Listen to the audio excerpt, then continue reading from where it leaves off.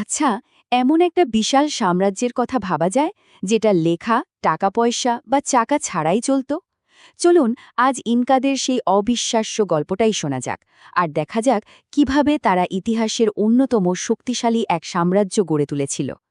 ভাবা যায় ইনকারা একটা অভিযানেই প্রায় 2 লক্ষ সৈন্য নামিয়ে দিতে পারত। সেই সময়ের জন্য এটা ছিল এক বিশাল, প্রায় অকল্পনীয় এক সামরিক শক্তি। মানে তখনকার ইউরোপের যে কোনো রাজ্যের মিলিত শক্তির চেয়েও অনেক বেশি। তো প্রশ্নটা হলো, এটা সম্ভব হলো কিভাবে? এটাই তো সবচেয়ে বড় রহস্য। চলুন আজ এই রহস্যটাই ভেদ করা যাক আর দেখা যাক কোন সেই আশ্চর্য যন্ত্র যা তাদের এই অবিশ্বাস্য বিস্তারের পেছনে শক্তি জুগিয়েছে। তাহলে চলুন প্রথমেই তাদের সাম্রাজ্যের ব্লুপ্রিন্টটা দেখে নেওয়া যাক। বলা যেতে পারে এটা ছিল সেই সফটওয়্যার যেটা দিয়ে পুরো ইনকা সাম্রাজ্য চলত। তাদের পুরো সিস্টেমটার ভিত্তিই ছিল একটা দশমিক ব্যবস্থা। মানে একদম নিচুতলার 10টা পরিবার থেকে শুরু করে 10,000 পরিবার পর্যন্ত সব কিছু একবারে নিখুঁতভাবে সাজানো। কোনো আধুনিক প্রযুক্তি ছাড়াই শুধু এই সামাজিক কাঠামো ব্যবহার করেই তারা একেবারে তৃণমূল থেকে সর্বোচ্চ পর্যায় পর্যন্ত নিয়ন্ত্রণ রাখত। আর সবচেয়ে অবাক করা ব্যাপার কি জানেন? এত বড় একটা প্রশাসনিক সিস্টেম কিন্তু কোনো লেখা বা অক্ষর ছাড়াই চলত। তারা কিপু নামের এক ধরনের গিট দেওয়া দড়ি ব্যবহার করত, আর এটাই ছিল তাদের অপারেটিং সিস্টেম বা বলা যেতে পারে ডেটাবেস, যেখানে সব তথ্য রেকর্ড করা থাকত। এখন প্রশ্ন হল, এই বিশাল সিস্টেমটা চলত কিসের জোরে? এর মূল চালিকা শক্তি ছিল কর। তবে টাকা পয়সার কোনো ব্যাপারই ছিল না। কর দেওয়া হতো শ্রম দিয়ে, যেটাকে বলা হতো মিতা। পরিবারের প্রধানরা ফসল ফলানো থেকে শুরু করে সেনাবাহিনীতে যোগ দেওয়া পর্যন্ত সবকিছুই এই শ্রম করের মাধ্যমে করত। তো সাম্রাজ্যের সফটওয়্যারটা তো বোঝা গেল, কিন্তু এই বিশাল আর দুর্গম পার্বত্য অঞ্চলকে তারা একসাথে জুড়ে রাখল কিভাবে? এবার চলুন তাদের হার্ডওয়্যারটা দেখে নেওয়া যাক। তারা একটা অসাধারণ লজিস্টিক নেটওয়ার্ক বানিয়েছিল, যার 3টে মূল অংশ ছিল। প্রথমত কাপাকেইয়ান, মানে বিশাল এক রাস্তা যা পুরো সাম্রাজ্যকে জালির মতো জড়িয়ে রেখেছিল।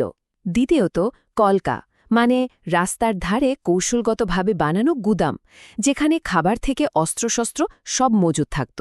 আর সবশেষে তাম্বো, মানে প্রতি ২০-৩০ কিলোমিটার পরপর বিশ্রাম নেওয়ার জন্য আশ্রয়।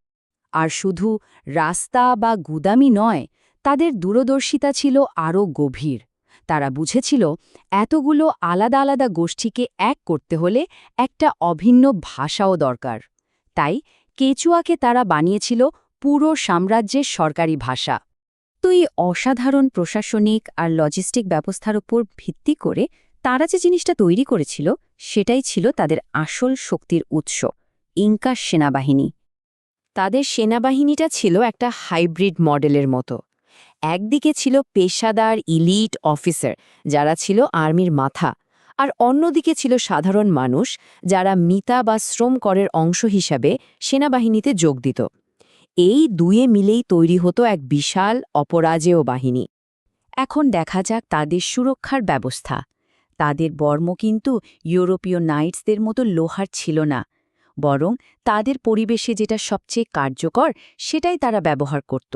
যেমন কাঠের হেলমেট, কাঠের ঢাল আর মোটা উলের আলখাল্লা আর প্যাড দেওয়া সুতির পোশাক।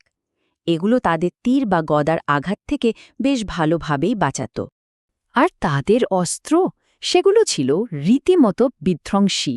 যেমন চাম্পি, এক ধরনের তারা আকৃতির গদা, যা শত্রুর মাথার খুলি গুঁড়ো করে দিতে পারত, বা ওয়ারাকা নামের গুলতি, যা এতটাই শক্তিশালী ছিল যে স্প্যানিশ অশ্বারোহীদেরও ঘোড়া থেকে ফেলে দিতে পারত। তো এত শক্তিশালী একটা সেনাবাহিনী হাতে থাকার পর তারা ঠিক কিভাবে যুদ্ধ জিতত? তাদের কৌশলটা কিন্তু খুব ইন্টারেস্টিং ছিল। আসলে দুটো ভিন্ন পথ ছিল তাদের। এটাকে বলা যায় গাজর আর লাঠির নীতি। প্রথমে তারা শান্তির প্রস্তাব দিত, বলতো আমাদের সাথে যোগ দাও, তোমাদের মর্যাদা বাড়বে, উপহার পাবে। কিন্তু কেউ যদি সেই প্রস্তাব ফিরিয়ে দিত, তাহলে অপেক্ষা করত ভয়ঙ্কর পরিণতি। আর তারা যে শুধু শক্তি দিয়েই জিতত তা নয়, তারা ছিল কৌশলের মাস্টার।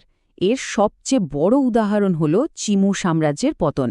ইনকারা তাদের সাথে সরাসরি যুদ্ধই করেনি, তারা শুধু চিমুদের জলের উৎসগুলো দখল করে নিয়েছিল, ব্যাস।